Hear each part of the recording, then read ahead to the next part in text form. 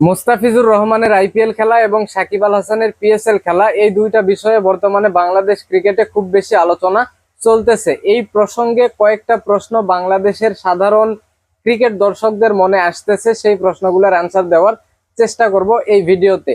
প্রথম প্রশ্ন হচ্ছে, মুস্তাফিজুর কেন আইপিএল এ চান্স পায়? সে বারবারই দেখা যায় খুব ভালো যে বোলিং করে আইপিএল এ, তাও না ডেথ ওভারে খারাপ বোলিং করে, তাও কেন বারবার মুস্তাফিজি আইপিএল এ চান্স পায়? ভাই, এখন পর্যন্ত আইপিএল এর ইতিহাসে যতগুলা বাহাতি ফাস্ট বোলার খেলছে তাদের মধ্যে কমপক্ষে 50 উইকেট নেওয়া বোলারদের মধ্যে সবচেয়ে কম ইকোনমি রেট মুস্তাফিজুর রহমানের। ভাই, বাহাতি ফাস্ট বোলার হিসেবে কমপক্ষে 50 উইকেট নিছে, সবচেয়ে কম ইকোনমি রেট মুস্তাফিজের 8.14 তার ইকোনমি রেট। এবং এবং এই লিস্টে আরো কারা আছে জানেন? মিচেল স্টার্ক, জনসন, ম্যাকলেনেগান, বোল্ট, আপনার ফকনার, তারপরে স্যাম কারান, এরকম বিশ্বমানের ক্রিকেটার কিন্তু মুস্তাফিজের পরে আছে। তারপরে ধরেন মুস্তাফিজুর রহমান কার পরিবর্তে এই দলটাতে ঢুকলো? Jack fresher ম্যাকগার্ড। এখন অনেকের প্রশ্ন, ভাই একজন ব্যাটারের পরিবর্তে বোলারকে নিচ্ছে, তাকে আসলে খেলাবে না, তাকে নিয়ে মার্কেটিং করার চেষ্টা করতেছে। ভাই, এগুলা সব ভুয়া কথা। কোনো জায়গায় লেখা নাই যে একজন ব্যাটারের পরিবর্তে একজন বোলারকে দলে নেওয়া যাবে না। এছাড়া ধরেন আপনার মিচেল স্টার্ক আইপিএল এর বাকি অংশে আসবে না, এইটা 90% এটা শিওর ভাই। কারণ সে সে ওই যখন ভারত থেকে চলে যায় তখনই বলে দিছে যে ভারতে সে বাকি অংশের যে আইপিএল এর যে বাকি অংশ আছে সেখানে খেলতে আসবে না, এটা বলে দিছে। কিন্তু এখনো আসার 50-50 চান্স আছে। হ্যাঁ, তো এই মিচেল স্টার্ক যদি না আসে, সেও কিন্তু একজন বাহাতি ফাস্ট বোলার, না আসে সেখানে কিন্তু সুন্দরভাবে মোস্তাফিজুর রহমান কাজে লাগবে, এইগুলা চিন্তা ভাবনা করেই তাকে নিছে। এবং আরেকটা বিষয়, অনেকেই বলে যে মার্কেটিং এর জন্য। ভাই, এইটা এইটা এইটা একদমই ভুয়া কথা। মার্কেটিং এর কোনো প্রয়োজনই নাই। আইপিএল যে জায়গায় চলে গেছে, যেই জায়গায় চলে গেছে সেই জায়গা থেকে এইটা বলা আসলে মূর্খতার পরিচয়।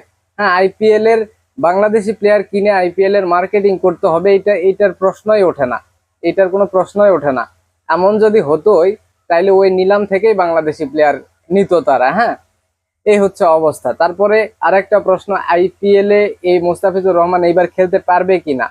এখন দেখেন, এই যে দিল্লির ম্যাচ আছে আপনার 19 তারিখে একটা, 21 তারিখে একটা, 24 তারিখে একটা, এবং এই দিক থেকে বিসিবি জানাইছে এখন পর্যন্ত আইপিএল থেকে কোনো কিছু জানানো হয়নি মুস্তাফিজের ব্যাপারে, এবং মুস্তাফিজ নিজেও এখনো এনওসির জন্য কোনো আবেদন করেনি। তারা কিছু জানে না, তারা কোনো সময় কিছু জানে না। তো বরাবরের মতো এবারও তারা কিছু জানে না। হ্যাঁ, এখন এই মুস্তাফিজ কিন্তু অলরেডি আপনার চলে গেছে সংযুক্ত আরব আমিরাতে টি-20 খেলার জন্য। এখন টি-20তে 17 তারিখে একটা ম্যাচ আছে আরব আমিরাতের সাথে, এবং 19 তারিখে। এই দুইটা ম্যাচ যাওয়ার পর দিল্লির বাকি থাকবে 21 তারিখের একটা ম্যাচ, 24 তারিখের একটা ম্যাচ। এখন এই দুইটা ম্যাচের জন্য মুস্তাফিজুর রহমান যাবে কি যাবে না? ভাই, এখন দেখেন, এখানে কিন্তু এই দিল্লি ক্যাপিটালস 5 নম্বরে আছে, পয়েন্ট টেবিলের 5 নম্বরে, এবং তাদের ভালোই চান্স আছে প্লে অফ নিশ্চিত করার। যদি প্লে অফ নিশ্চিত করতে পারে আরো, তাইলে কিন্তু বেশ কয়েকটা ম্যাচ দিল্লি ক্যাপিটালস পাবে। সেক্ষেত্রে মোস্তাফিজুর রহমানের যাওয়ার চান্স অনেকটাই আছে, এটা বলাই যায়। এখন এখন হচ্ছে ইয়েতে আসি, পিএসএল এ আসি। পিএসএলটা ভাই বন্ধ হয়ে যাওয়ার পর ধরেন অনেক ক্রিকেটার গিয়ে বলছে যে আমরা আর কখনো পাকিস্তানে ক্রিকেট খেলতে যাব না, হ্যান ত্যান। এইটা স্বাভাবিক। যারা বড় ক্রিকেটার আছে, বিগ ক্রিকেটার, লাইক আপনার এই যে ড্যারেল মিচেল, টম কারান, তারপরে আপনার এই যে কি বলে ওইটা, ডেভিড ওয়ার্নার, কেন উইলিয়ামসন, এরকম ক্রিকেটার পাকিস্তানে হয়তো বা আর যাবে না। তো মনে করা হচ্ছিল যে আপনার এই যে পিএসএলটা পাকিস্তানে আর হবে না, হয়তো বা সংযুক্ত আরব আমিরাত বা বাংলাদেশ অন্য কোথাও হইতে পারে। তো এই যে পিএসএল কর্তৃপক্ষ তারা ঘাড়তারামি করে আপনার পাকিস্তানেই হওয়াতে যাচ্ছে, যার জন্য কিন্তু বেশ অনেক ক্রিকেটার এই পিএসএল এর বাকি অংশে মিসিং থাকবে। এই যে লাহোর কালান্দার্সের হয়ে আপনার হচ্ছে সাকিব আল হাসান খেলবে, এইরকম একটা খবর শোনা যাচ্ছে। তো এই খবরটা শোনার পরেই এখন অনেক বাংলাদেশি ক্রীড়া সাংবাদিক যারা আছে তারা বলতেছে তাইলে কি আসলে এই এই সাকিব আল হাসান দুবাইয়ে এই জন্যই ট্রেনিং করলো, এই জন্যই প্র্যাকটিস করলো? আগে থেকেই কি কথা হচ্ছিল? লাহোর কালান্দার্সের হয়ে খেলার কথা কি আগে থেকেই ছিল? হ্যান ত্যান এই সব কথা বলতেছে। মানে এত ভুয়া কথা আসলে মাথায় আসে কেমনে ভাই?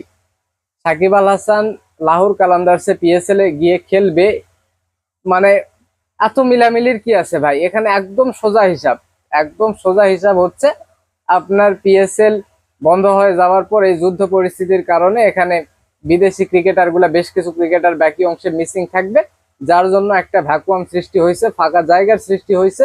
এইখানে ক্রিকেটার লাগবে।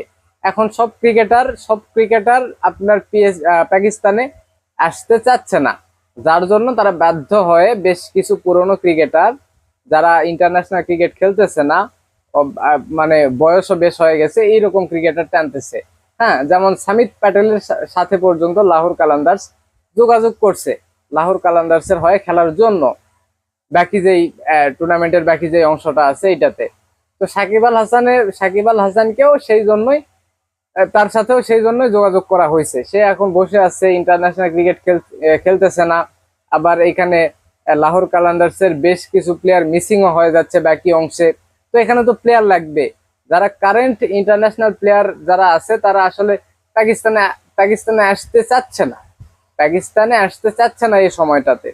সো উপায় না পেয়ে তারা সাকিব আল হাসানকে নিচ্ছে, কারণ সাকিব আল হাসান ভাই যতই বড় ক্রিকেটার হোক, মানে ফ্রাঞ্চাইজি লিগে খেলার জন্য ফর্ম আহ, খুব বড় একটা প্রভাব ফেলে। তো সাকিব আল হাসান কোনো জায়গায় খেলতেছে না, আপনার না বাংলাদেশ দলে, না কোনো লিগে, কোথাও না। তো এইরকম ক্রিকেটারকে কেন নিবে? লাহোর কালান্দার্স বিপদে পড়ছে, তাই তার সাথে হয়তোবা যোগাযোগ করছে, নিলেও নিতে পারে। তো তাকে নিলেই যে মানে এইটা বলা লাগবে ও লাহোর কালান্দার্সের সাথে আগে থেকে যোগাযোগ হচ্ছিল, এই জন্য সাকিব আল হাসান প্র্যাকটিস করতেছিল, এইগুলা কিচ্ছুই না ভাই। সাকিব আল হাসান তো আর অবসর নেয়নি, সে তো ক্রিকেটে ফিরতে চাইবেই, সে প্র্যাকটিস করবে না? তো প্র্যাকটিস করলেই যে এইটা ভেবে নিয়ে বসে থাকা লাগবে, এইটা ভেবে নেওয়া লাগবে যে আপনার পিএসএল এ লাহোর কালান্দার্সের সাথে আগে থেকে কথা হয়ে আছে, এইগুলা আসলে একদম ভিত্তিহীন কথা। হ্যাঁ, বিপদে পড়ছে, দেখতেছে সাকিব আল হাসান ফাঁকা আছে, ইন্টারন্যাশনাল প্লেয়ারও না বর্তমানে, তাই তার সাথে হয়তো বা কথা চলতেছে, এইটাই। তো এইগুলা বিষয় নিয়ে এত বেশি পেশাল পাড়া, এগুলো আসলে বাংলাদেশি ক্রীড়া সাংবাদিক বলেন আর সাধারণ জনগণ বলেন, সবারই আসলে স্বভাব। এই হচ্ছে অবস্থা। এখন দেখা যাক শেষ পর্যন্ত কি হয়। সাকিব আল হাসান পিএসএল খেলতে আহ দেখা যায় কিনা সাকিব আল হাসানকে, আবার মোস্তাফিজুর রহমানকে আইপিএল এ দেখা যায় কিনা। যদি দুইজনকে দুইটা লিগে দেখা যায় তাহলে কিন্তু মন্দ হবে না।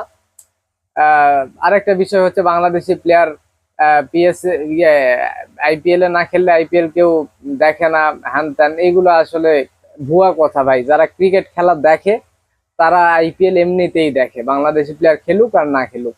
যারা আসলেই ক্রিকেট প্রেমী, আসলেই যারা ক্রিকেট খেলা দেখে ভালোবাসে, তারা এমনিতেই আইপিএল দেখে। তো এতে বাংলাদেশি প্লেয়ার না খেললে আইপিএল চলবে না, মার্কেটিং হবে না, এগুলো একদম ভুয়া কথা।